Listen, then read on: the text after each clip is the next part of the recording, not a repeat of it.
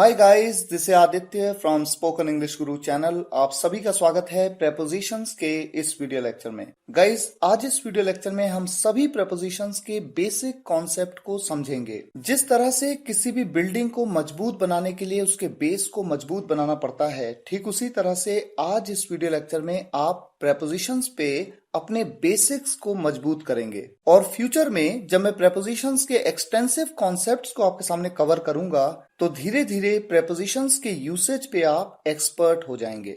Guys, मैं जानता हूं कि वीडियो लेक्चर थोड़ा लंबा है, लेंदी है। 1 घंटे से ज्यादा का समय आपको लगेगा इस वीडियो लेक्चर को पूरा देखने में और एक एक प्रेपोजिशन को समझने में। लेकिन यहां पर आपके पेशेंस की परीक्षा है। देखिए, आपके सामने सभी प्रेपोजिशंस आपकी स्क्रीन पे हैं और मैं आपको यकीन दिलाता हूं, अगर आप ध्यान से एक एक प्रेपोजिशन के यूज को समझते हुए आगे बढ़ते जाएंगे तो आपको ये वीडियो लेक्चर बहुत इंटरेस्टिंग लगेगा। शुरुआत करने से पहले देखिए, कुछ सेंटेंसेस आपके सामने हैं। फिल इन द ब्लैंक्स के क्वेश्चंस हैं इनफैक्ट, और आपके सामने ब्रैकेट में प्रेपोजिशंस लिखे हुए हैं ऑप्शंस के तौर पे। आपको ये बताना है कि कौन सा ऑप्शन वहां पर फिट होगा। ऐसा हो सकता है कि यहां पर जो ऑप्शंस मैंने आपको दिए हैं प्रेपोजिशंस के, हो सकता है कि एक प्रेपोजिशन सही हो, या फिर 2 प्रेपोजिशन सही हो, या फिर तीनों प्रेपोजिशन वहां पर उस सेंटेंस में फिट हो सकते हो अलग अलग सेंस में। इस वीडियो लेक्चर के एंड में मैं आपको ये बताऊंगा कि इन ऑप्शंस में से कौन सा ऑप्शन या कौन से ऑप्शंस सही हैं और कौन गलत हैं। आइए शुरुआत करते हैं एक एक प्रेपोजिशन की। फ्रॉम, जिसे हम से के लिए यूज करते हैं। किसी वाक्य में जब से आता है तो हम फ्रॉम का यूज करते हैं। सबसे पहले बात करते हैं किसी जगह से, फ्रॉम सम प्लेस। एग्जाम्पल्स के माध्यम से देखिए, मैं देहरादून से आ रहा हूं। देहरादून एक जगह है, वहां से। मैं देहरादून से आ रहा हूं, I am coming from Dehradun. Way park से आए, दे केम फ्रॉम पार्क। हम उत्तराखंड से हैं, वी आर फ्रॉम उत्तराखंड। इसी तरह से फ्रॉम का यूज किसी समय से के लिए भी किया जाता है। पॉइंट ऑफ टाइम, कोई पॉइंट ऑफ टाइम बताया गया हो वहां से। एग्जाम्पल्स हैं, मैं कल से काम करूंगा, कल एक पॉइंट ऑफ टाइम दिया, कल। I will work from tomorrow.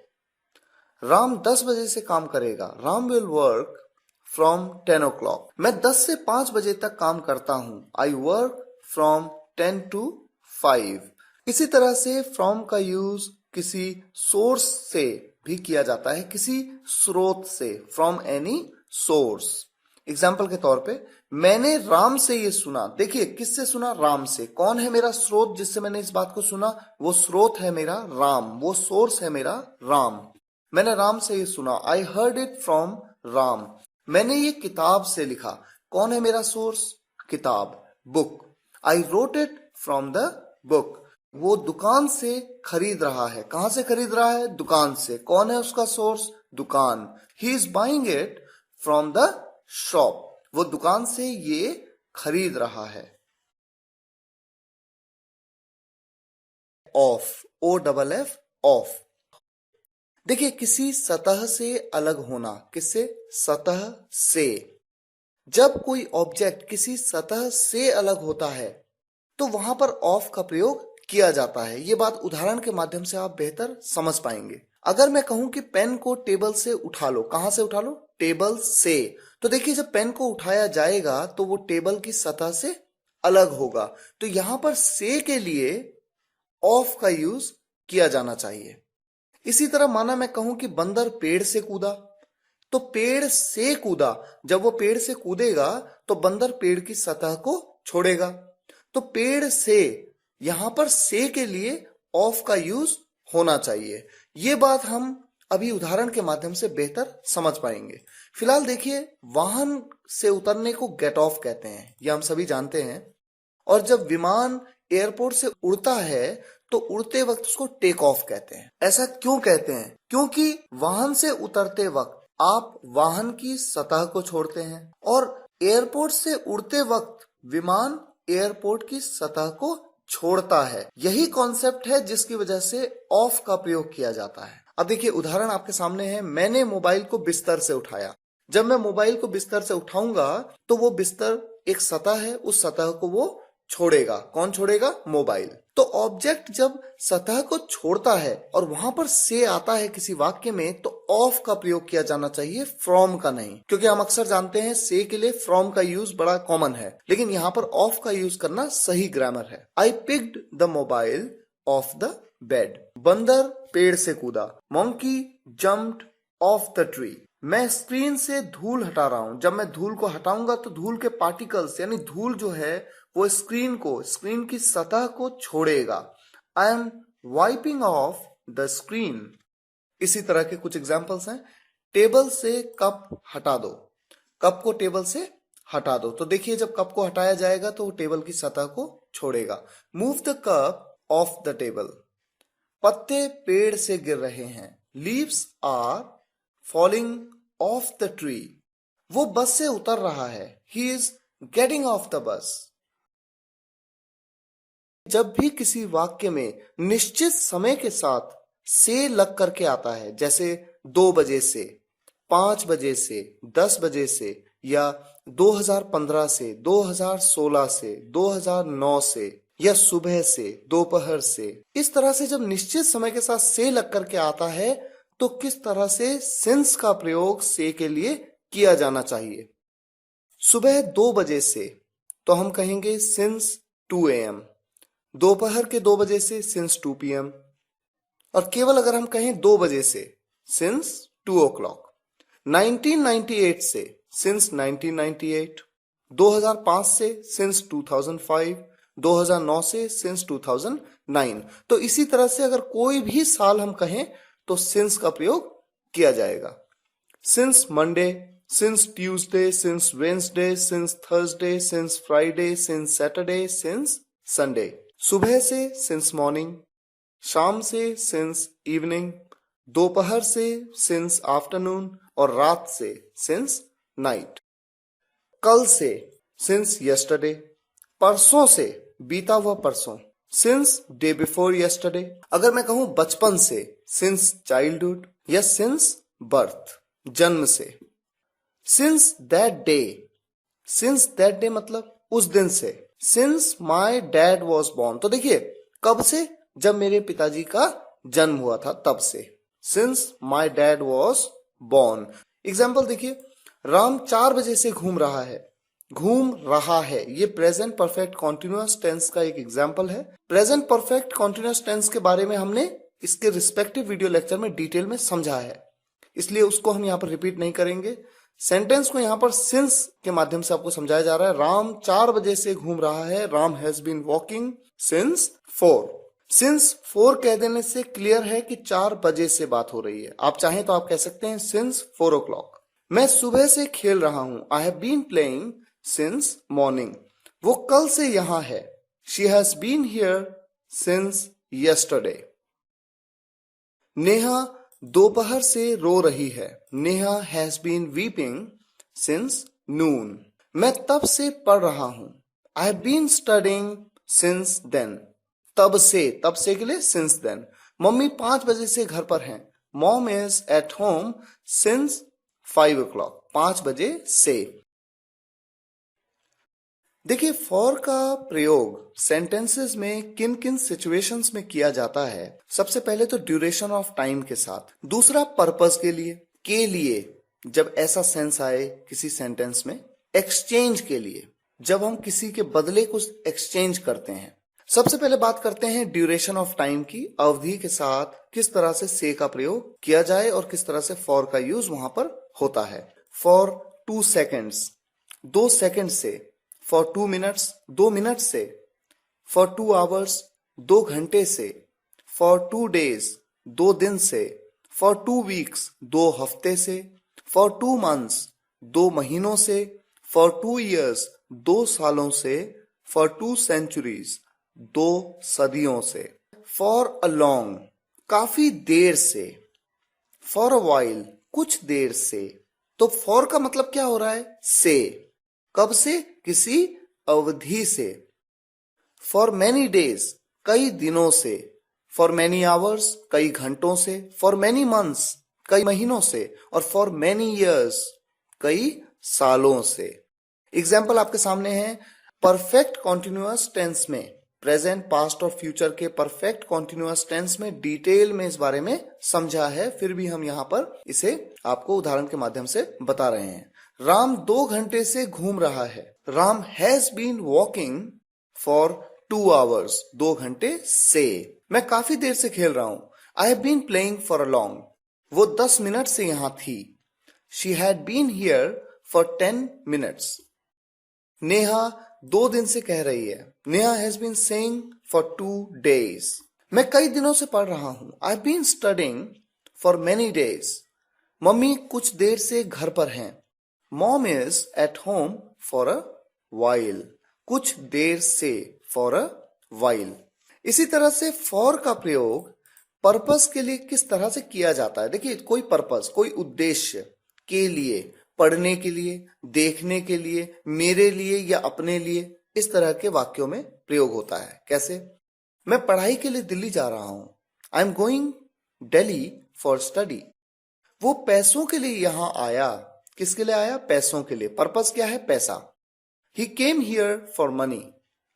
उस लड़के ने ये तुम्हारे लिए किया। किसके लिए किया? तुम्हारे लिए किया। That boy did it for you. इसी तरह से फॉर का यूज एक्सचेंज के लिए कैसे किया जाता है। देखिए, वाक्य में लिखा होगा में, या लिखा होगा के बदले, 2000 रुपए में, या 2000 रुपए के बदले में। अब देखिए, एग्जाम्पल के माध्यम से समझिए। मैंने 500 रुपए में अपना मोबाइल दिया। कितने में दिया? 500 रुपए में, यानी 500 रुपए के बदले। I gave my mobile for ₹500। उसने 5 रुपए में पेन खरीदा। He bought a pen for ₹5। पापा ने काम के बदले मुझे पैसे दिए।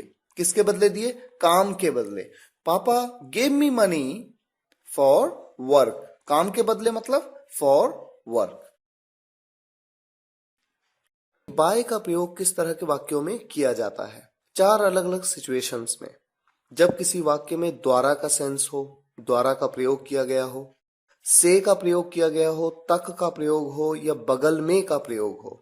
सबसे पहले देखिए, बाय का प्रयोग द्वारा के लिए, used in passive voice sentences. मैंने एक्टिव एंड पैसिव वॉइस के वीडियो लेक्चर में आपको बताया था कि पैसिव वॉइस के सेंटेंसेस में बाय का यूज किया जाता है। यहां पर सिर्फ कुछ एग्जांपल्स मैं आपको देता हूं। सबसे पहले देखिए, मुझे किसी के द्वारा रोका गया। ये पैसिव वॉइस सेंटेंसेस हैं आपके सामने। I was stopped by someone. हमें मैनेजर के द्वारा सूचित किया गया। We were informed by manager.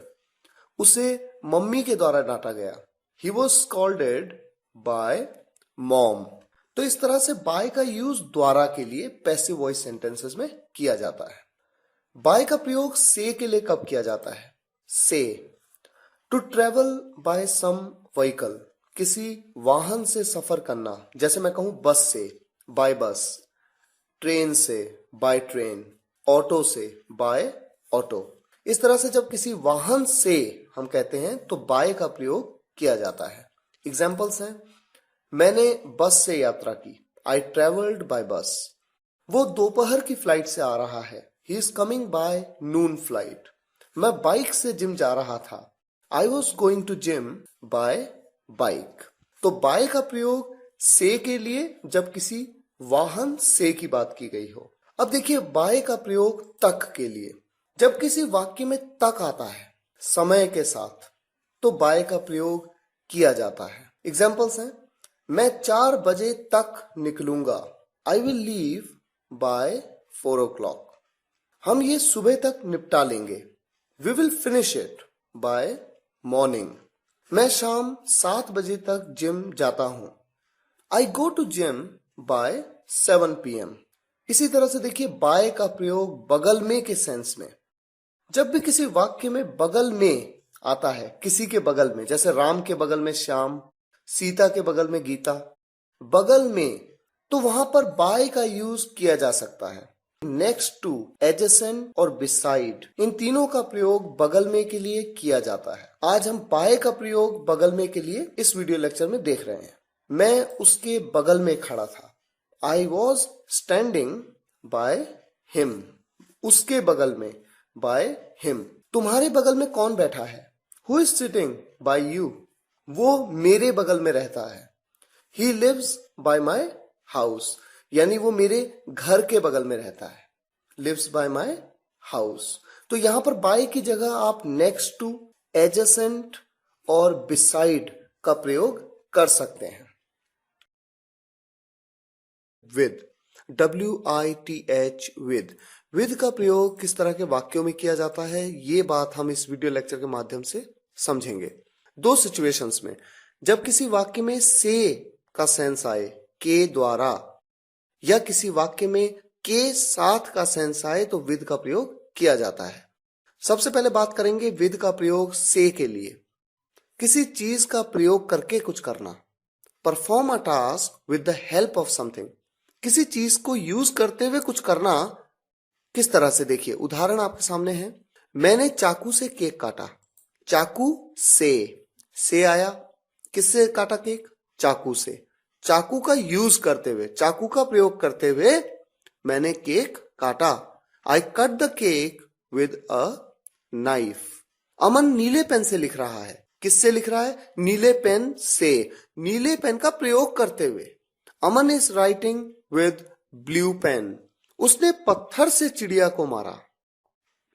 He killed the bird with a stone. With क्यों लगाया? पत्थर से, पत्थर का यूज करते हुए चिड़िया को मारा, इसलिए विद का प्रयोग किया। इसी तरह से विद का यूज तब भी किया जाता है जब के साथ की बात हो, किसी व्यक्ति के साथ, किसी वस्तु के साथ, या किसी निराकार के साथ। निराकार मतलब एब्स्ट्रैक्ट। इसके बारे में हमने एब्स्ट्रैक्ट नाउन वीडियो लेक्चर में डिटेल में समझा था कि एब्स्ट्रैक्ट क्या होता है और एब्स्ट्रैक्ट क्यों कहा जाता है। एग्जाम्पल देखिए, मैं हमेशा राम के साथ हूं, किसी व्यक्ति के साथ। I am always with Ram. हम आपके साथ रहेंगे, we will be with you. तुम ईमानदारी के साथ जीते हो। तुम ईमानदारी के साथ जीते हो। किसके साथ? ईमानदारी के साथ। ईमानदारी क्या है? एक एब्स्ट्रैक्ट नाउन है जिसके बारे में आपने नाउन वीडियो लेक्चर में समझा था। You live with honesty. Honesty मतलब ईमानदारी। इन, जब किसी वाक्य में का सेंस आए तो किस तरह से इन का प्रयोग किया जाता है, ये बात हम इस वीडियो लेक्चर के माध्यम से समझेंगे। विद टाइम, समय के साथ। विद प्लेसेस, जगह के साथ। इन और इनसाइड द ऑब्जेक्ट्स, वस्तुओं में या वस्तुओं के अंदर। एक के बाद एक हम इन्हें समझें। देखिए, इन में, समय के साथ। 2 साल में, जब किसी वाक्य में आता है 2 साल में, इन 2 years। 2 दिन में, इन 2 days। 2006 में, इन 2006। 2016 में, इन 2016। गर्मियों में, इन समर्स। सर्दियों में, इन विंटर्स। किसी महीने में बात करें, जनवरी में, इन जनवरी। मार्च में, इन मार्च। या इसी तरीके से अगर हम कहें सुबह, सुबह में या सुबह को, फर्क इससे नहीं पड़ता कि आप बोलें कि सुबह को मैं पार्क में घूमता हूं या सुबह में मैं पार्क में घूमता हूं, या में या को कुछ भी ना लगाएं। सुबह को बोलेंगे इन द मॉर्निंग, दोपहर को बोलेंगे इन द आफ्टरनून, शाम को इन द इवनिंग, और रात के लिए आप यूज करते हैं इन द नाइट। हाँ, एक बात गौर करने वाली है कि रात के लिए आप एट का प्रयोग भी करते हैं, लेकिन तब आप द नहीं लगाते, तब आप सीधे कहते हैं एट नाइट। तो या तो आप कह सकते हैं इन द नाइट, और आप ये कह सकते हैं एट नाइट। एग्जाम्पल्स देखते हैं। मैं जनवरी में पैदा हुआ। आई वॉज बॉर्न इन जनवरी। वो 2015 में घर आएगा। He will come home in 2015। Ayansh आधे घंटे में निकलेगा, समय के साथ आधे घंटे में। Ayansh will leave in half an hour. इसी तरह से इन का प्रयोग कब प्लेसेस के साथ किया जाता है, जगहों के साथ। जब में आए, भारत में, इन इंडिया। देहरादून में, इन देहरादून। होटल में, इन होटल। पार्क में, इन पार्क। देखिए आपके सामने स्क्रीन में लिखा है एक्सेप्ट स्मॉल प्लेसेस। छोटी जगहों के साथ इन की बजाय एट का प्रयोग अक्सर किया जाता है, जैसे घर में एट होम, बस स्टैंड में एट बस स्टैंड। देखिए एट और इन का प्रयोग किस तरह से किया जाना है ये बात और बेहतर आप समझेंगे जब आप न्यूज़पेपर्स पढ़ते हैं, आप न्यूज देखते हैं, टेलीविजन में इंग्लिश मूवीज देखते हैं। जैसे जैसे फॉर्मेशंस आपके सामने आते जाएंगे आप खुद ब खुद समझ जाएंगे कि कहां पर एट का यूज करना है और कहां पर इन का। इसका कोई स्टैंडर्ड रूल नहीं होता हर बार, अक्सर अपवाद होते हैं। जैसे घर में तो एट होम हमने यूज किया क्योंकि होम के साथ एट का ही यूज किया जाता है, इन नहीं आप लगाते। बस स्टैंड में एट बस स्टैंड। एग्जाम्पल है, मैं दिल्ली में रहता हूं, आई लिव इन दिल्ली। मैं बैंक में काम करता हूं, I work in a bank. वो अमेरिका में पढ़ाई करेगा, he will study in America. इसी तरह से इन का प्रयोग कब ऑब्जेक्ट्स के साथ किया जाता है। देखिए किसी ऑब्जेक्ट में या किसी ऑब्जेक्ट के अंदर।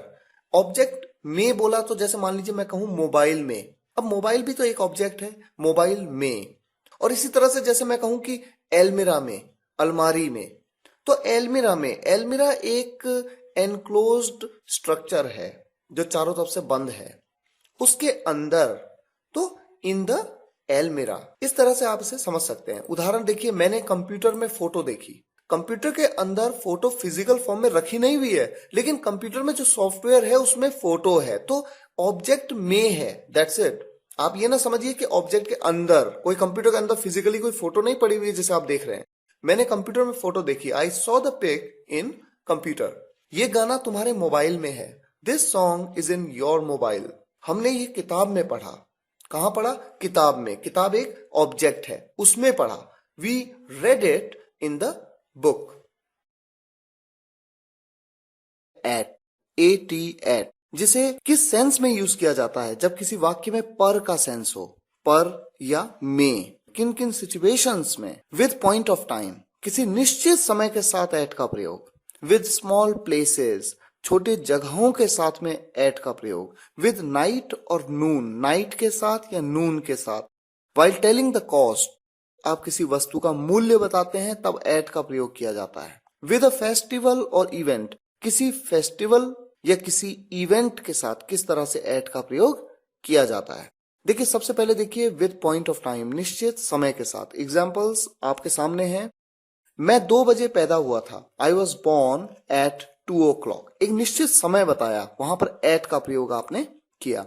वो 10 बजे घर आएगा, he will come home eight 10 o'clock। Ayansh अब 10 बजे सोता है, अयांश स्लीप्स एट 10 now। एक निश्चित समय की बात हुई है इन सभी एग्जाम्पल्स में। इसी तरह से देखिए विद स्मॉल प्लेसेस, छोटी जगह के साथ किस तरह से एट का प्रयोग किया जाता है। एट और इनके रिलेशन को आप समझिए। देखिए आपके सामने कुछ एग्जाम्पल्स हैं। I live in Rohini, Rohini एक जगह है दिल्ली में। मैंने कहा मैं रोहिणी में रहता हूं, आई लिव इन रोहिणी। फिर मैंने कहा मैं दिल्ली में रहता हूं, आई लिव इन दिल्ली। फिर मैंने कहा मैं इंडिया में रहता हूं, आई लिव इन इंडिया। अब मान लीजिए मैं किसी दूसरे शहर में हूं और मैं किसी को बता रहा हूं कि मैं रोहिणी में रहता हूं जो कि दिल्ली में है। तो जब मैं 2 जगहों की बात एक ही सेंटेंस में करूंगा तो बड़ी जगह कौन सी है? दिल्ली। वहां पर दिल्ली में एक छोटी सी जगह है रोहिणी, तो रोहिणी दिल्ली की अपेक्षा एक छोटी जगह है, इसलिए मैं रोहिणी के साथ एट का प्रयोग और दिल्ली के साथ यानी दिल्ली के साथ इन का प्रयोग करूंगा। देखिए कैसे, आई लिव एट रोहिणी इन दिल्ली। और मान लीजिए मैं अमेरिका में हूं और मैं किसी को बता रहा हूं कि मैं इंडिया में रहता हूं, दिल्ली में रहता हूं मैं, तो मैं कहता हूं I live at Delhi in India. तो ऐसा नहीं है कि हमेशा दिल्ली के साथ इन का ही प्रयोग किया, एट का प्रयोग करने की जरूरत पड़ सकती है अगर मैं किसी ऐसे सेंटेंस में दिल्ली की बात कर रहा हूं जहां पर दिल्ली से भी बड़ी सिटी या बड़े प्लेस को मेंशन किया मैंने। वो एक होटल में रुका। देखिए होटल एक छोटा जगह है, he stayed at a hotel, लेकिन यहां पर एक्सेप्शंस हैं। इन अ होटल भी कहा जाता है, इसमें कोई प्रॉब्लम नहीं है। वो बस स्टॉप पर खड़ा था, बस स्टॉप एक छोटी सी जगह है, he was standing at bus stop. Rahul एक स्टोर में काम करता है, Rahul works at a store. आप अगर कहेंगे Rahul works in a store तो भी कुछ गलत नहीं है, क्योंकि स्टोर एक एनक्लोज्ड स्ट्रक्चर है और इन का प्रयोग किया जा सकता है। ये बात आपको इन वीडियो लेक्चर में समझाई जा चुकी है। अब देखिए विद नाइट और नून, रात व दोपहर के साथ एट का प्रयोग किया जाता है। ये 2 वर्ड ऐसे हैं जिनके साथ एट का प्रयोग किया जाता है। मैं दोपहर में घर पर था, I was at home at noon. हम रात में पढ़ते हैं, वी स्टडी एट नाइट। वो रात में हॉस्पिटल गया, he went to hospital at night.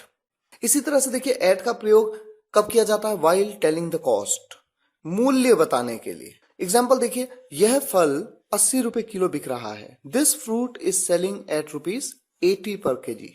मैं 60 रुपए किलो प्याज खरीद रहा हूं। 60 रुपए किलो, तो यहां पर मूल्य बता रहे हैं। I am buying onion at ₹60 per KG. तो यहां पर रेट बताया तो एट का प्रयोग किया।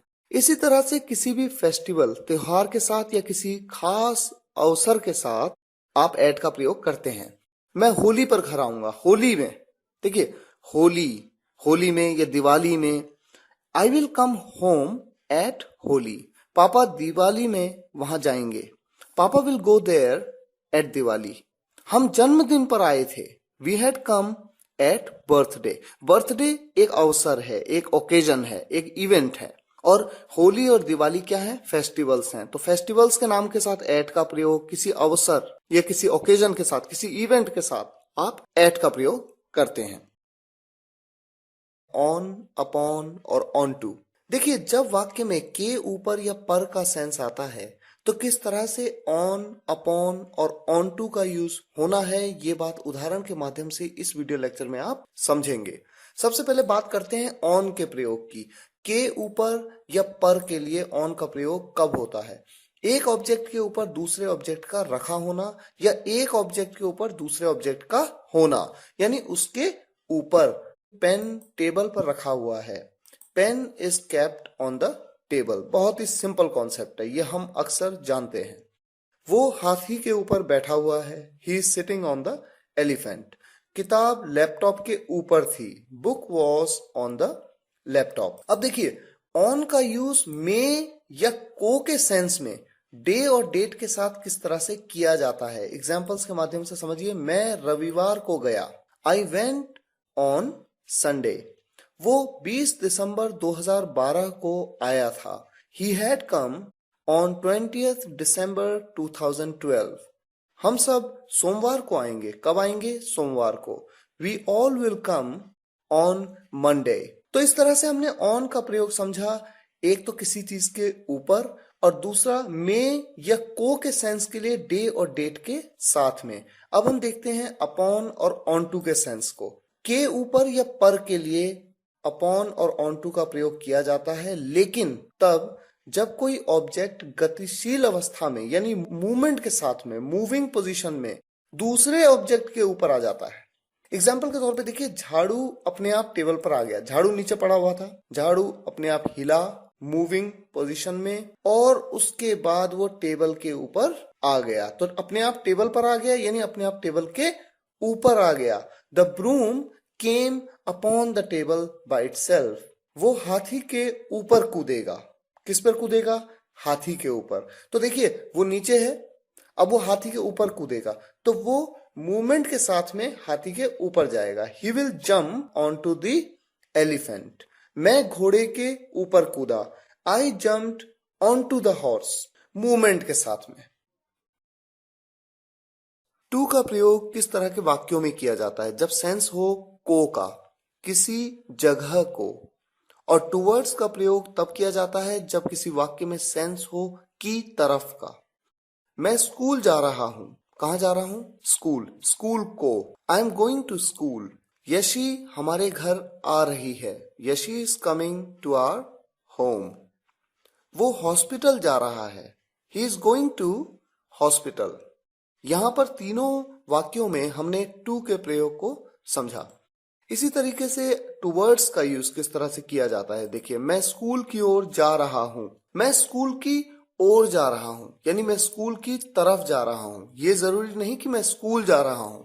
हो सकता है स्कूल के बाद एक घर है जहां पर मेरा एक दोस्त रहता है और मैं उससे मिलने जा रहा हूं। I am going towards school. Yashi हमारे घर की तरफ आ रही है। जरूरी नहीं है कि वो हमारे ही घर आएगी, लेकिन वो हमारे घर की तरफ आ रही है। Yashi is coming towards our home. वो हॉस्पिटल की ओर जा रहा है। He is going towards hospital. Under, beneath और अंडरनीथ, तीनों का एक ही मतलब होता है नीचे। देखिए, सबसे पहले बात करते हैं अंडर की। किसी के नीचे पर बिना पूरी तरह छुए हुए। Subject and object not fully touched. Example देखिए, राम बिस्तर के नीचे छिपा हुआ है। राम मेरा सब्जेक्ट है, बिस्तर एक ऑब्जेक्ट है, बेड। बेड के नीचे छिपा हुआ है, लेकिन बेड को पूरी तरह से छूते हुए नहीं छिपा हुआ है, उसके नीचे है। Ram is hidden under the bed. Mummy पेड़ के नीचे बैठी हैं। Mom is sitting under the tree. वो पुल के नीचे था। पुल के नीचे था बिना पुल को पूरी तरह से छुए हुए। He was under the bridge. और जब किसी के नीचे हो पर छूते हुए, तब बीनीथ और अंडरनीथ का प्रयोग किया जाता है। Subject and object fully touched. अब आप देखिए एग्जाम्पल, आपका घर मेरे घर के नीचे है। देखिए, मेरा घर और आपका घर दोनों एक दूसरे को छूते हुए, एक के बाद एक, एक के ऊपर एक। आपका घर मेरे घर के नीचे है। Your house is beneath my house, क्योंकि छूते हुए। तो बीनीथ या अंडरनीथ का प्रयोग हम यहाँ पर कर सकते हैं। पत्र मेरे किताब के नीचे है। Letter is underneath the book, या मैं कह सकता हूं letter is beneath the book. इसी तरह से एक एग्जांपल और है, मोबाइल तकिए के नीचे है। Mobile is beneath the pillow, या मैं कह सकता हूं mobile is underneath the pillow. Except और बिसाइड्स। देखिए, जब भी किसी वाक्य में के अलावा का प्रयोग हो, जैसे मोबाइल के अलावा, लैपटॉप के अलावा, मेरे अलावा, तुम्हारे अलावा, उसके अलावा, ऐसे सभी वाक्यों में एक्सेप्ट और बिसाइड्स का यूज किया जाता है। पर कहां पर एक्सेप्ट का यूज करना है और कहां पर बिसाइड्स का यूज करना है, इस कॉन्सेप्ट को समझाने के लिए ही इस वीडियो लेक्चर को डेवलप किया गया है। देखिए, एक्सेप्ट का यूज कब किया जाता है? जब के अलावा का सेंस हो को छोड़कर का। और बिसाइड्स का यूज तब किया जाता है जब के अलावा का सेंस हो के अतिरिक्त का। आइए सबसे पहले इसके कॉन्सेप्ट को समझ लें ताकि आपका कंफ्यूजन दूर हो जाए। Concept of except. आपके सामने एक सेंटेंस है, मेरे पास सैमसंग के अलावा कई कंपनियों के मोबाइल हैं। यहां पर आप क्या कहना चाहते हैं? आप कहना चाहते हैं कि मेरे पास सैमसंग को छोड़कर कई कंपनियों के मोबाइल हैं। यानी आपके पास सैमसंग का मोबाइल नहीं है, आपके पास कई कंपनियों के मोबाइल हैं सैमसंग को छोड़कर। तो आप कहते हैं except Samsung I have mobiles of many companies. तो देखिए, यहां पर सेंस है को छोड़कर का, इसलिए मैंने यूज किया एक्सेप्ट। अब बात करते हैं कॉन्सेप्ट ऑफ बिसाइड्स। एग्जाम्पल बिल्कुल वैसा ही है, सिमिलर टाइप ऑफ। अब देखिए एग्जाम्पल है, मेरे पास सैमसंग के अलावा कई और कंपनियों के भी मोबाइल हैं। यहां पर आप ये कहना चाहते हैं कि सैमसंग तो मेरे पास है ही है, साथ में कई और कंपनियों के भी मोबाइल हैं। तो यहां पर सेंस को छोड़कर का नहीं है, बल्कि के अतिरिक्त का है। आप कहना चाहते हैं मेरे पास सैमसंग के अतिरिक्त कई और कंपनियों के भी मोबाइल हैं। तो आप कहते हैं besides Samsung I have mobiles of many companies. मुझे उम्मीद है आपका कॉन्सेप्ट क्लियर हो गया होगा। कुछ एग्जांपल्स लेते हैं। देखिए एग्जांपल है, ये दुकान संडे के अलावा सभी दिन खुलती है। यहां पर ये कहा जा रहा है कि संडे के अलावा, यानी संडे को छोड़कर। तो आप एक्सेप्ट का यूज करेंगे। आप कहते हैं this shop opens every day except Sunday. या आप एक्सेप्ट का यूज स्टार्टिंग में भी कर सकते हैं सेंटेंस के। आप कह सकते हैं except Sunday this shop opens every day. दूसरा एग्जांपल है, इस पेन के अलावा मेरे पास 2 पेन और हैं। तो यहां पर कहना चाह रहा हूं इस पेन के अलावा, यानी इस पेन के अतिरिक्त, ये पेन तो है ही है, साथ में 2 पेन और हैं। तो यहां पर बिसाइड्स का यूज किया जाएगा। Besides this pen I have 2 more pens. या आप कह सकते हैं I have 2 more pens besides this pen. Example है, मैं तुम्हारे अलावा किसी को भी डांट सकता हूं। यहां पर देखिए, मैं तुम्हारे अलावा यानी तुम्हें छोड़कर किसी को भी डांट सकता हूं, तुम्हें नहीं डांट सकता। तो एक्सेप्ट का यूज करेंगे। I can scold anyone except you. इसे छोड़कर मुझे कुछ भी दे दो, give me anything except it. Aman के अलावा मेरे पास आशीष भी तो है। अमन तो है ही है, आशीष भी तो है। तो यहां पर बिसाइड्स का यूज करूंगा। अमन के अतिरिक्त मेरे पास आशीष भी तो है। Besides Aman I have Ashish as well. और एक आखिरी एग्जांपल देखिए, तुम्हारे अतिरिक्त मेरे पास है कौन? Who do I have besides you. Between, among और अमंग्स, तीनों का ही मतलब होता है बीच में। जब किसी वाक्य में बीच में का सेंस आता है तो बिटवीन, अमंग या अमंगस्ट का यूज किया जाता है। लेकिन कहां पर बिटवीन का यूज करना है, कहां पर अमंग का और कहां पर अमंगस्ट का, ये आप समझ जाएंगे। देखिए, बिटवीन दो के बीच, दो ऑब्जेक्ट्स के बीच, अमंग दो से अधिक के बीच, कुल कितने दिया है। अमंगस्ट का यूज आप कब करते हैं, दो से अधिक ऑब्जेक्ट्स के बीच में, कुल कितने नहीं दिया है। वो यश और राम के बीच में है। अब देखिए, हमारा सब्जेक्ट है वो किसके बीच में है, यश और राम के बीच में। ये कितने हैं, दो हैं। तो दो के लिए हम क्या यूज करते हैं, between. He is between Yash and Ram. मैंने दो किताबों के बीच में फोन रखा। I kept the phone between two books, क्योंकि यहां पर दो ऑब्जेक्ट्स की बात हो रही है, दो किताबें। अब देखिए, एग्जाम्पल है, मैं 50 लोगों के बीच में था। यहां पर बताया गया है कि कितने लोगों के बीच में। देखिए, दो से ज्यादा लोग हैं, लेकिन बताया गया है कि कितने हैं, तो मैं यूज करूंगा among. I was among 50 people. लेकिन जब मैं कहता हूं मैं भीड़ में था, यहां पर यह नहीं पता कितने हैं। ये तो कंफर्म्ड है कि भीड़, दो लोगों से तो भीड़ होती नहीं है, तो दो से अधिक, कई हैं, लेकिन कितने हैं ये बताया नहीं गया। और जब बताया ना गया हो कि कितने हैं, तब हम क्या यूज करते हैं, अमंग्स। मैं भीड़ के बीच में था या मैं भीड़ में था। I was amongst the crowd. इसी तरह से देखिए, कुछ एग्जाम्पल और लेते हैं। अमन 4 लोगों के बीच में है। यहां पर बताया गया है कि कितने लोग हैं, इसलिए हम अमंग का यूज करेंगे। अमन इज अमंग 4 पीपल। लेकिन अगले सेंटेंस में देखिए, वो कई लोगों के बीच में था। यहां पर यह नहीं बताया गया कि लोग कितने हैं, हाँ इतना है कि कई लोग थे। He was amongst many people.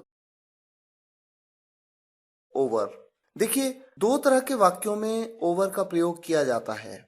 जब सेंस हो के ऊपर बिना छुए या के ऊपर से बिना छुए। इन दोनों तरह के सेंस वाले वाक्यों को हम उदाहरण के माध्यम से यहां पर देखेंगे। अयांश रस्सी के ऊपर से कूदा, के ऊपर से बिना छुए। Ayansh jumped over the rope, के ऊपर से। इस बात को आप ध्यान दीजिए। हमारे सिर के ऊपर छत है। There is a roof over our head. यहां पर आप देखेंगे, सिर के ऊपर छत है, छत आपको छू नहीं रही है, तो ऊपर है लेकिन बिना छुए। एक और उदाहरण देखते हैं, नदी के ऊपर पुल है। There is a bridge over the river. नदी के ऊपर है पुल, लेकिन पुल नदी को छू नहीं रहा है, तो यहां पर हमने ओवर का प्रयोग किया। उसका भाषण मेरे सिर के ऊपर से गया, बिना छुए हुए। ये थोड़ा अतिशयोक्ति है, उसका भाषण मेरे सिर के ऊपर से गया। तो आप कह सकते हैं, his lecture passed over my head. इसने मुझे छुआ तक नहीं, यानी मैं इसको समझ पाया ही नहीं। Above and below. सबसे पहले देखें, अबव का प्रयोग कब किया जाता है। अबव का मतलब होता है ऊपर। जब किसी वाक्य में ऊपर का सेंस आता है तो अबव का यूज किया जाता है। देखिए, किसके ऊपर। 3 चीजें आपके सामने दी गई हैं। सूची में ऊपर, लिस्ट में ऊपर, या निराकार से ऊपर। निराकार मतलब एब्स्ट्रैक्ट। आपने नाउन वीडियो लेक्चर में एब्स्ट्रैक्ट के बारे में समझा है कि कौन से वर्ड एब्स्ट्रैक्ट नाउन कैटेगरी में आते हैं। उनसे ऊपर का अगर सेंस आएगा तो अबव का यूज किया जाएगा। एग्जाम्पल्स के माध्यम से आप इसे बेहतर समझ पाएंगे। तीसरा, लेवल से ऊपर, किसी स्तर से ऊपर, तब भी अबव का प्रयोग किया जाता है। इसी तरह से देखिए, बिलो मतलब नीचे, सूची में नीचे, निराकार से नीचे या किसी स्तर से नीचे। एग्जाम्पल आपके सामने है, मेरा नाम उसके नाम के ऊपर है। My name is above his name.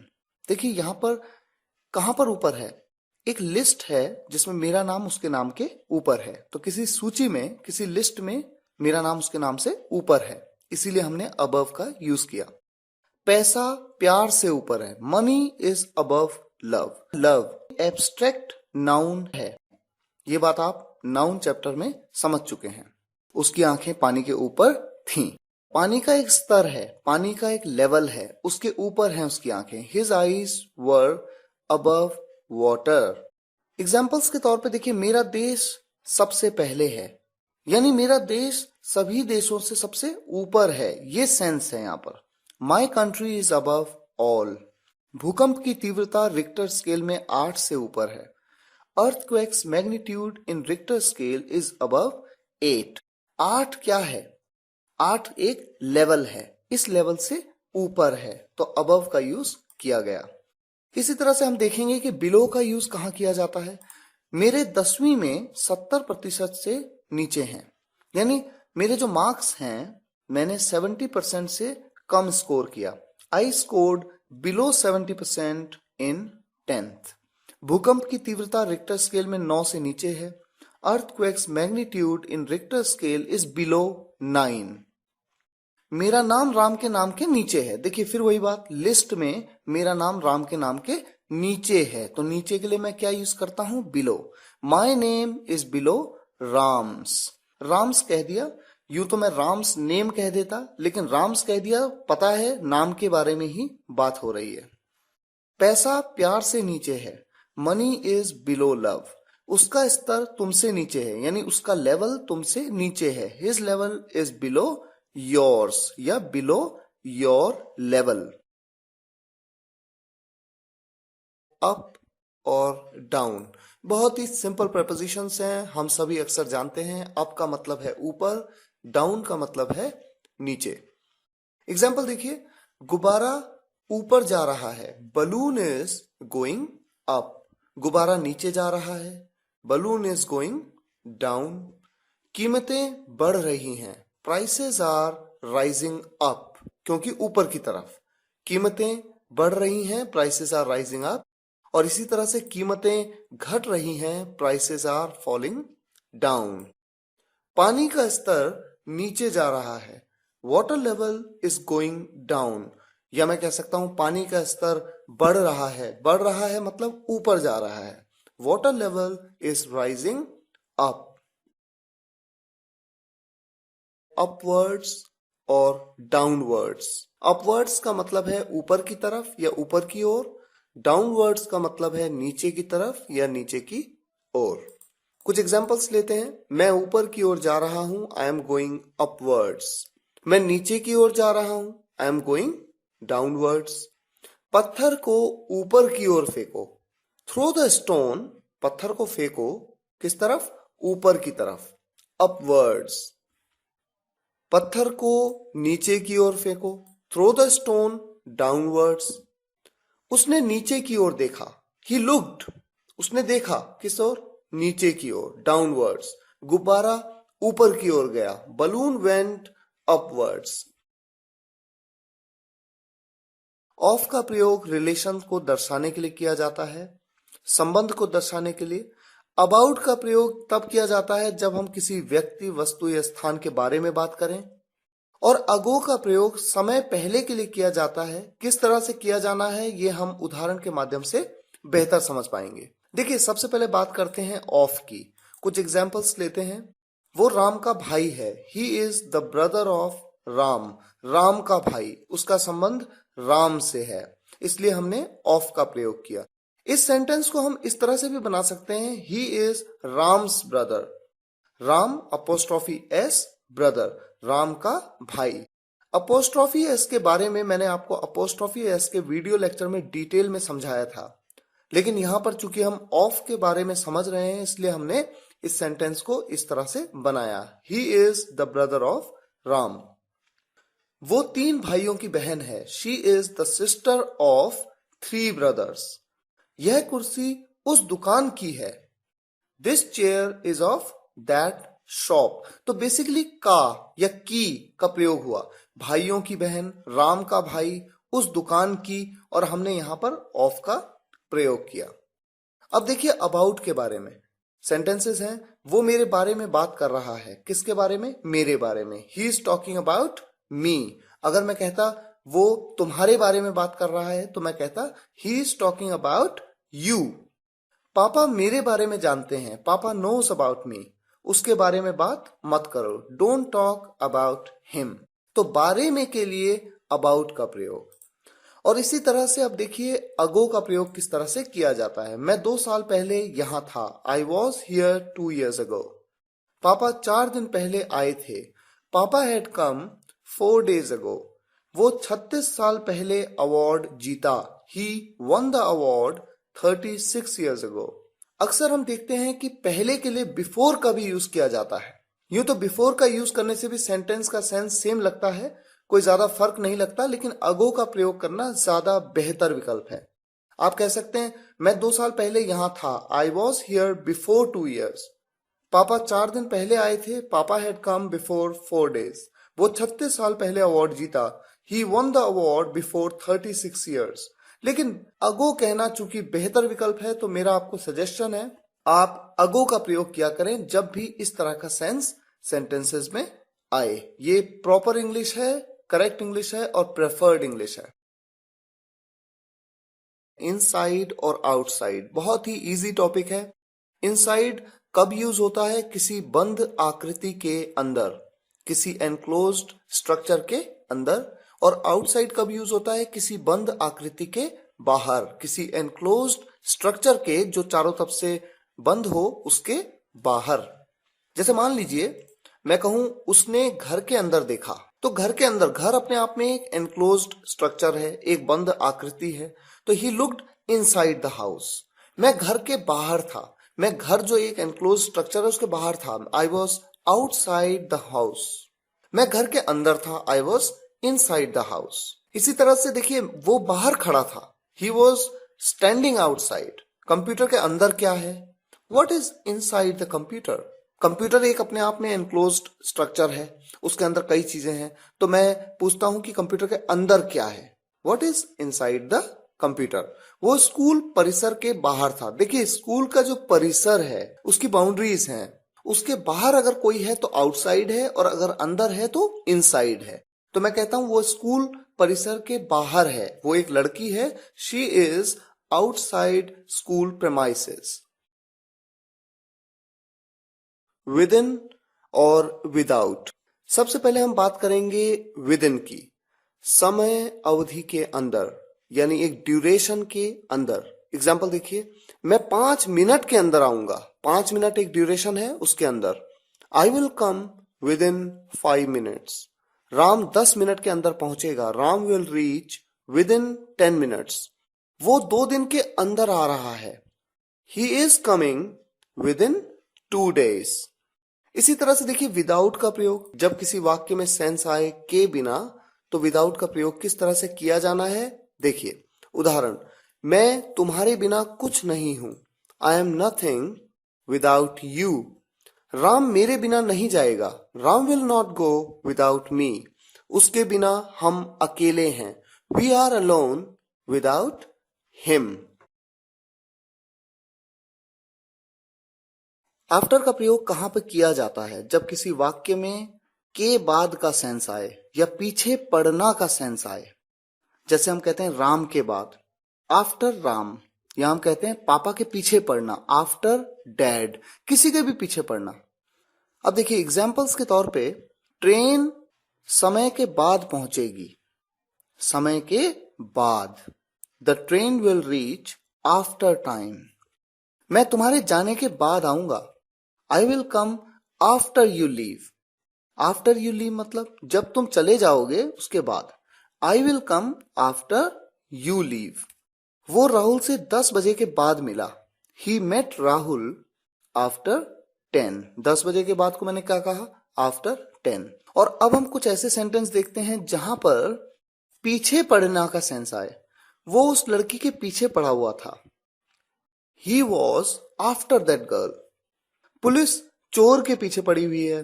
The police is after the thief. मैं पापा के पीछे पड़ा हुआ हूं। मान लीजिए मुझे कहीं घूमने जाना है, मेरे पास पैसे नहीं है, मैं पापा के पीछे पड़ा हुआ हूं। किस चीज के लिए? पैसे के लिए।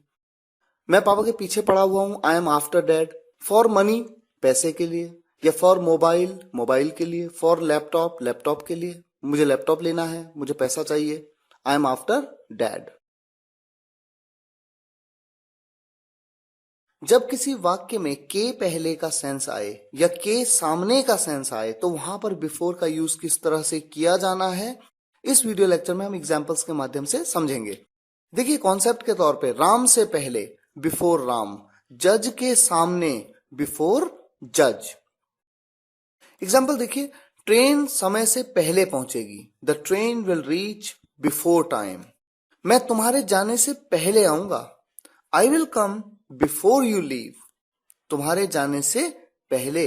वो अपनी मम्मी से पहले निकल गया। ही लेफ्ट, वो निकल गया बिफोर हिज मॉम, अपनी मम्मी से पहले। यहां पर पहले का सेंस आया। अब देखिए सामने का सेंस, वो मेरे सामने खड़ा था। देखिए, he was standing in front of me, वो मेरे सामने खड़ा था। He was standing before me, तो मेरे सामने खड़ा था। तो सामने के लिए हमने इन फ्रंट ऑफ भी यूज कर लिया और सामने के लिए हम बिफोर भी कह सकते हैं। वो मेरे सामने टिक नहीं सकता। ही कांट स्टैंड, वो मेरे सामने खड़ा भी नहीं हो सकता। He can't stand in front of me, he can't stand before me. Next two adjacent, beside और बाय। इन चारों ही प्रेपोजिशंस का प्रयोग हम बगल में के सेंस के लिए किस तरह से सेंटेंसेस में करेंगे। सबसे पहले आप ये जान लीजिए कि एडजेसेंट, ADJACENT, इसमें डी साइलेंट होता है, इसलिए एडजेसेंट नहीं बल्कि एडजेसेंट कहते हैं। देखिए सेंटेंस आपके सामने है। उदाहरण के तौर पे, वो राम के बगल में बैठा है। He is sitting next to Ram. He is sitting adjacent Ram. He is sitting beside Ram. या आप कह सकते हैं He is sitting by Ram. और एग्जाम्पल लेते हैं, जैसे पापा अयांश के बगल में बैठे हैं। पापा is sitting next to Ayansh. यहां पर next to की जगह adjacent, by या beside का भी प्रयोग किया जा सकता है। रश्मि दिव्या के बगल में बैठी है। रश्मि is sitting adjacent दिव्या। इसी तरह से और एग्जाम्पल्स हैं, मसूद तरुण के बगल में खड़ा है। Masood is standing bye Tarun.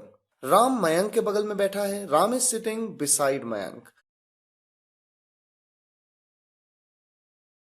Ahead of का मतलब है आगे, बिहाइंड का मतलब है पीछे, इन फ्रंट ऑफ का मतलब है के सामने और बिफोर का मतलब है के सामने।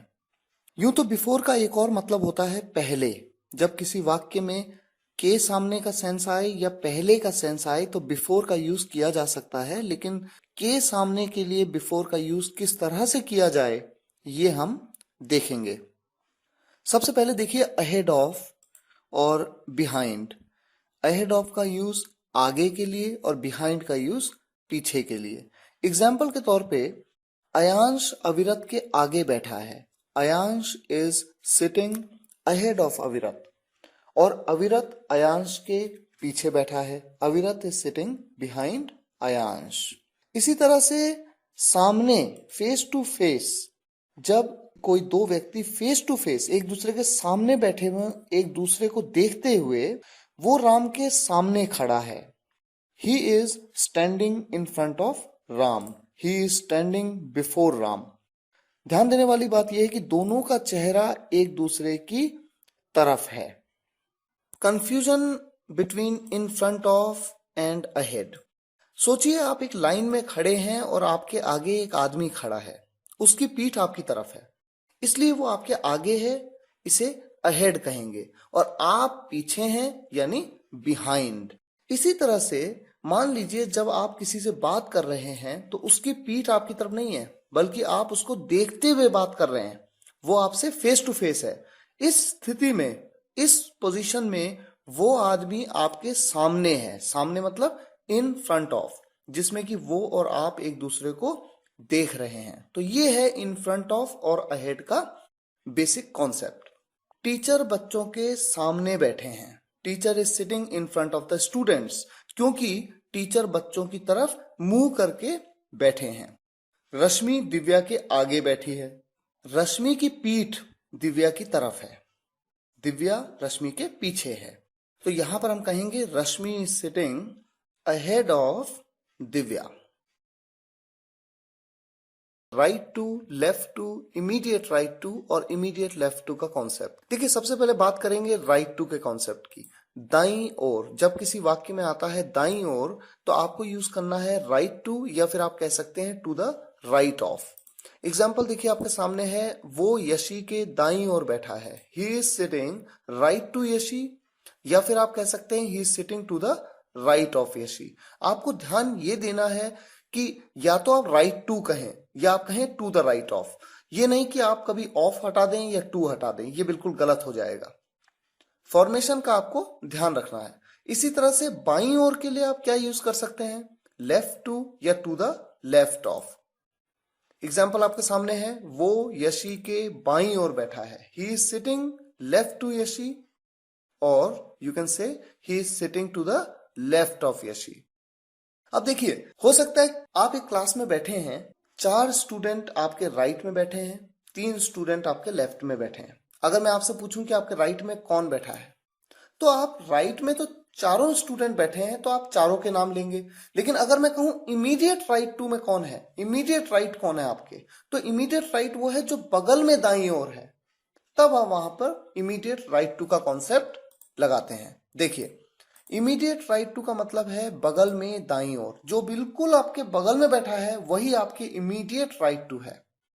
एग्जाम्पल देखिए, अयांश अविरत के बगल में दाईं ओर बैठा है, Ayansh is sitting immediate right to Avirat. और इसी तरह से बगल में बाईं ओर कौन बैठा है, यूं तो बाईं ओर 4 लोग बैठे हैं या 3 लोग बैठे हैं, लेकिन बिल्कुल बगल में बाईं ओर आपके कौन है, तो वहां पर इमीडिएट लेफ्ट टू का यूज करना होगा। एग्जाम्पल देखिए, अयांश अविरत के बगल में बाईं ओर बैठा है, Ayansh is sitting immediate left to Avirat. कुछ एग्जाम्पल्स के माध्यम से हम इस बात को बेहतर समझ पाएंगे। देखिए, एग्जाम्पल है, हम बच्चों के दाईं ओर हैं, हम बच्चों के दाईं ओर हैं, तो दाईं ओर के लिए to the right of use कर सकते हैं, ये right to. We are to the right of students, Rashmi Divya के बगल में दाईं ओर बैठी है, Rashmi is sitting immediate right to Divya. इसी तरह से मसूद तरुण के बाईं तरफ बैठा है, Masood is sitting left to Tarun. Ram Mayank के दाईं तरफ बैठा है, Ram is sitting right to Mayank. Nitin Tarun के बगल में बाईं ओर बैठा है, बगल में बाईं ओर immediate left to, Nitin is sitting immediate left to Tarun. वो राम के बाईं ओर बैठी है, she is sitting left to Ram, या फिर आप कह सकते हैं she is sitting to the left of Ram. Along, जिसका मतलब है साथ में, विद पर्सन और थिंग, किसी व्यक्ति के साथ या किसी वस्तु के साथ। और अलोंग साइड, जिसका मतलब है किनारे साथ में, फ्रॉम वन एंड टू और towards other end of something, किसी के किनारे, जैसे किसी सड़क के किनारे। एग्जाम्पल देखिए, क्या आप साथ आओगे, विल यू कम अलोंग, किसी व्यक्ति की बात हो रही है, व्यक्ति के साथ की बात हो रही है, विल यू कम अलोंग। तुम्हें ये पेन मोबाइल के साथ मिलेगा, यहां पर किसी वस्तु की बात हो रही है, you will get this pen along the mobile, वस्तु क्या है, मोबाइल है, you will get this pen along the mobile. इसी तरह से देखिए, एग्जाम्पल है, नदी के साथ साथ एक रोड है, किनारे लगते हुए एक रोड है, there is a road along the river, या आप कह सकते हैं there is a road alongside the river. इसी तरह से देखिए, रोड के किनारे एक ट्रक खड़ा है, a truck is parked alongside the road, मतलब रोड के साथ साथ किनारे एक ट्रक खड़ा है, a truck is parked alongside the road. मेरा ऑफिस गली के बगल में है, यानी वो गली है ना, उसके किनारे साथ में लगता हुआ मेरा ऑफिस है, my office is along the street, साथ में लगा हुआ। बियॉन्ड और अक्रॉस, सबसे पहले बात करेंगे बियॉन्ड की।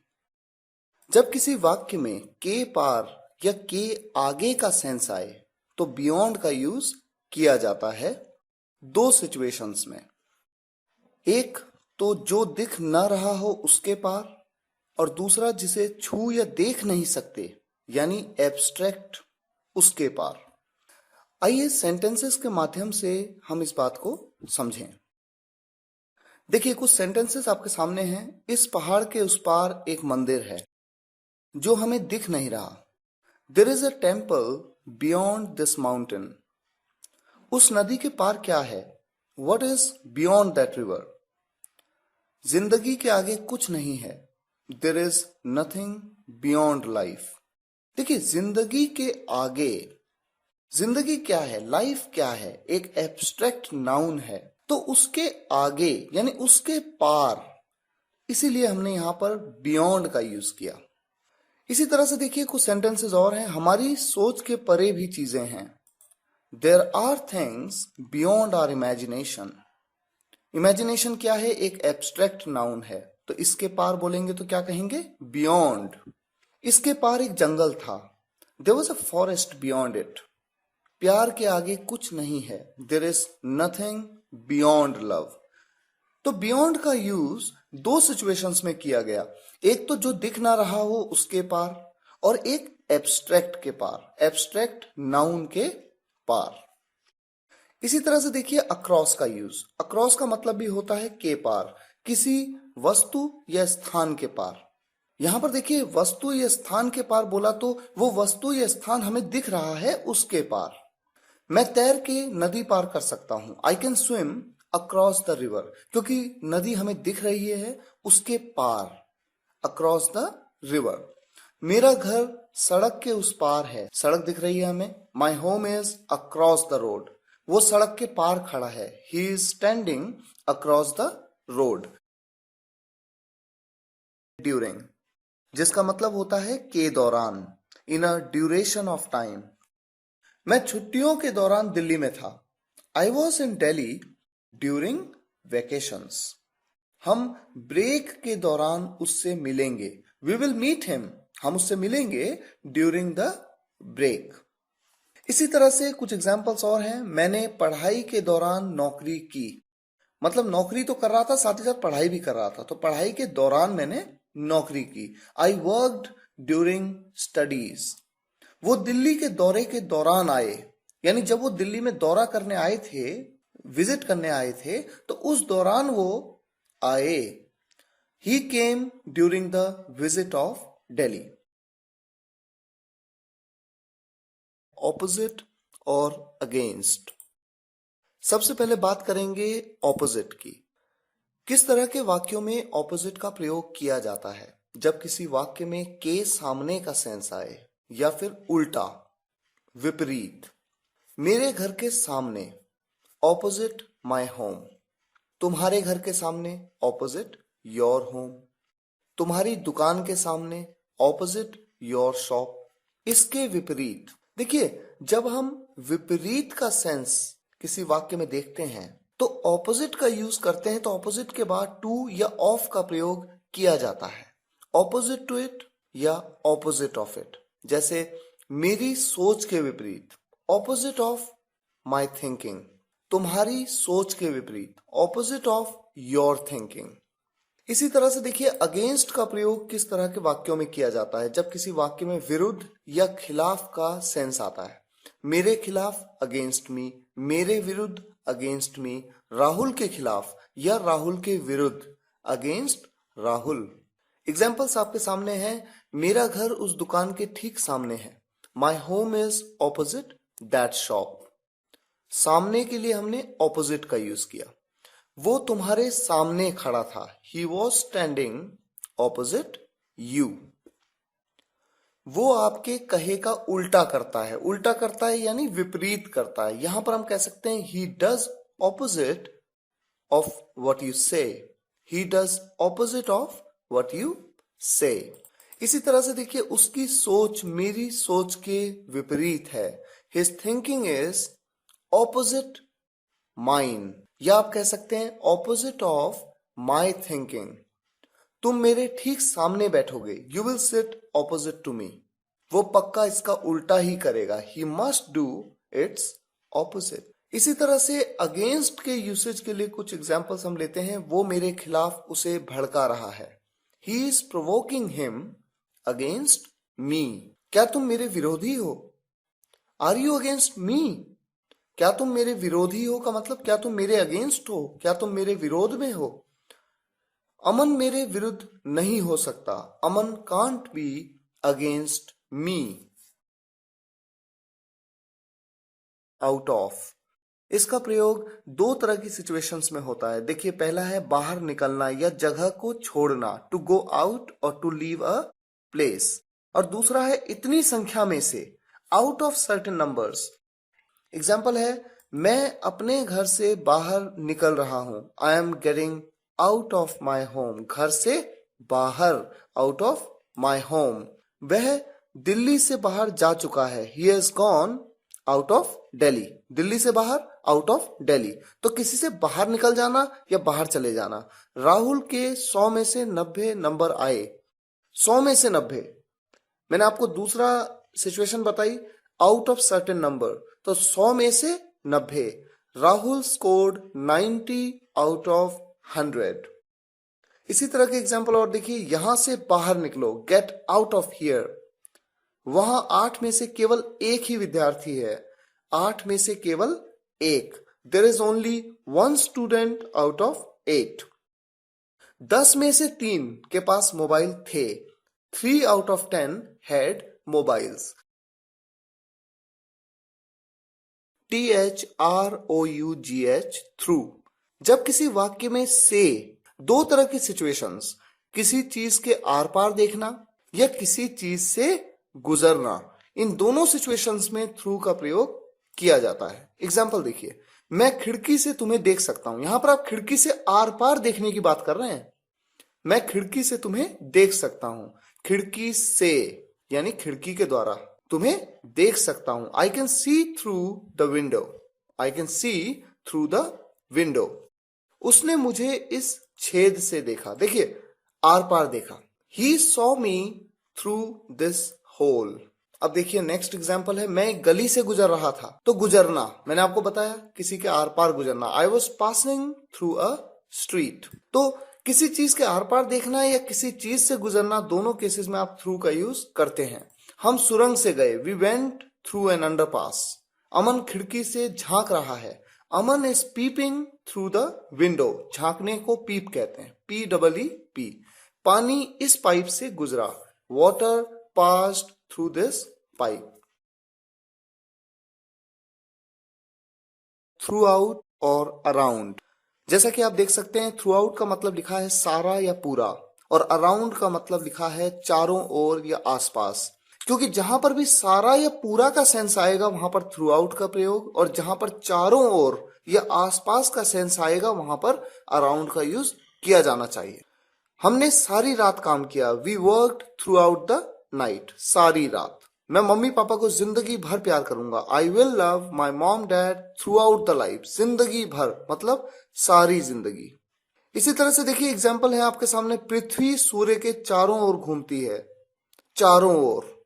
The earth revolves around the sun. उसके चारों तरफ लोग हैं। There are people around him. चारों तरफ मतलब उसके चारों ओर। इसी तरह का एग्जाम्पल है, मम्मी आसपास नहीं दिख रही हैं। Mom is not being seen around. तुम आसपास ही रहना, मुझे तुम्हारी जरूरत पड़ सकती है। You stick around. आसपास ही रहने के लिए आप कहते हैं stick around. You stick around, I may need you. Up to, till और अनटिल। सबसे पहले बात करेंगे अप टू की। जब किसी वाक्य में तक का सेंस आए, 3 अलग अलग तरीके की सिचुएशंस में अप टू का यूज किया जाता है। With distance, places and time. दूरी के साथ, जगहों के साथ या समय के साथ। दूसरा है चॉइस या पसंद, और तीसरा है फिट फॉर, उपयुक्त। आइए कुछ उदाहरण देखते हैं। मैं 5 किलोमीटर तक दौड़ा। 5 किलोमीटर तक, 5 किलोमीटर तक। यहां पर दूरी की बात की, दूरी तक। आई रैन अप टू 5 किलोमीटर्स। वो देहरादून तक गया। देहरादून एक जगह है, जगह तक। वो देहरादून तक गया। He went up to Dehradun. उसने 3 बजे तक टीवी देखी।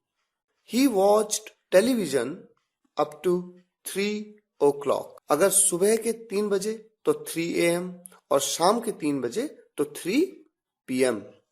इसी तरह से देखिए एग्जाम्पल है, मैं 2009 तक वहां था। I was there up to 2009। मैं जनवरी तक वहां था। I was there up to January. मैं सोमवार तक यहां हूं। I am here up to Monday. इन तीनों ही वाक्यों में समय की बात हुई। 2009, जनवरी और मंडे। इसी तरह से कुछ एग्जाम्पल्स लेते हैं। जो चॉइस हमने आपसे बताया कि चॉइस के लिए भी अप टू का यूज किस तरह से किया जाता है। देखिए सेंटेंस किस तरह के होते हैं, ये आप पर निर्भर है कि आप जाएं या नहीं। यानी आपको चॉइस दी गई है कि आप जाएं या नहीं। It's up to you whether you go और नॉट। ये सब आप पर है, आप देख लीजिए। It's all up to you. ये सब किस पे है? आप पे है। आपको करना है करिए, नहीं करना है मत करिए, ये आपकी चॉइस है। ये सब आप पर है। It's all up to you. इसी तरह से देखिए कुछ और सेंटेंसेस। वो इस जॉब के लायक नहीं है। यहां पर हम बात कर रहे हैं फिट फॉर, उपयुक्तता की। वो इस जॉब के लायक नहीं है। He is not up to this job. उसका प्रदर्शन आपकी उम्मीद के मुताबिक नहीं है, यानी आप जैसी उम्मीद उससे लगा रहे थे उस हिसाब से उतना फिट नहीं है उसका performance. His performance is not up to your expectations. इसी तरह से टिल और अनटिल का प्रयोग समय के साथ तक वाले वाक्यों में किया जाता है। जब समय के साथ तक का सेंस आता है तो टिल और अनटिल का यूज भी किया जा सकता है। देखिए किस तरह से। मैं 2009 तक वहां था। I was there until 2009। आप अंटिल या टिल दोनों में से किसी का भी यूज कर सकते हैं। I was there until 2009, I was there till 2009। मैं जनवरी तक वहां था। I was there till January. मैं सोमवार तक यहां हूं। I am here till Monday. मैं 2013 तक दिल्ली रहा। I lived in Delhi till 2013। समय की बात हुई, टिल 2013। वो 5 बजे तक घर पर था। He was at home till 5। आप 5 कहें या 5 o'clock भी कह सकते हैं। सुबह के 5 बजे तक तो 5 AM, शाम के 5 बजे तक तो 5 PM। उसने 3 बजे तक टीवी देखी। He watch television till 3 PM। VIA जिसे दो तरीके से प्रोनाउंस किया जाता है, विया या वाया। किस तरह के वाक्यों में वाया का प्रयोग किया जाता है? जब सेंस हो से या के रास्ते। सेंस के हिसाब से आप देखेंगे। एग्जाम्पल देखिए आपके सामने है। ट्रेन कानपुर के रास्ते दिल्ली जाएगी। किसी जगह के रास्ते या किसी जगह से होते हुए। Train will go to Delhi via Kanpur. वो बिजनौर के रास्ते गया। He travelled via Bijnor. मैंने फोटो ब्लूटूथ से भेजी। I sent pictures via Bluetooth. Bus Kotdwar से होते हुए आती है। बस कम्स वाया कोटद्वार। मैं दुबई के रास्ते मॉरिशस गया। I went to Mauritius via Dubai. उसे ब्लूटूथ से भेज दो। सेंड इट वाया ब्लूटूथ या send that via Bluetooth. Bluetooth के रास्ते भेज दो। तो इस तरह से इस वीडियो लेक्चर में हमने सभी प्रेपोजिशंस के बेसिक कॉन्सेप्ट को समझा है। एडवांस लेवल के कॉन्सेप्ट इन फ्यूचर आएंगे। मैं उन पे वीडियो लेक्चर्स बनाऊंगा और आपको डिटेल में इनके बारे में समझाऊंगा। फिलहाल देखिए जो सेंटेंसेस शुरुआत में मैंने आपको दिए थे वो सेंटेंसेस एक बार फिर से आपके सामने हैं। और इस बार जो सही ऑप्शन है वो ऑप्शन येलो कलर में है और जो गलत ऑप्शंस हैं वो व्हाइट कलर में है। पहले सेंटेंस में pick the mobile off the bed. Mobile को बेड से उठा लो। अगर आपने इस वीडियो लेक्चर को ध्यान से देखा है तो आप ये समझ गए होंगे कि यहां पर ऑफ का यूज क्यों किया जाएगा। दूसरे सेंटेंस में he is standing amongst the crowd.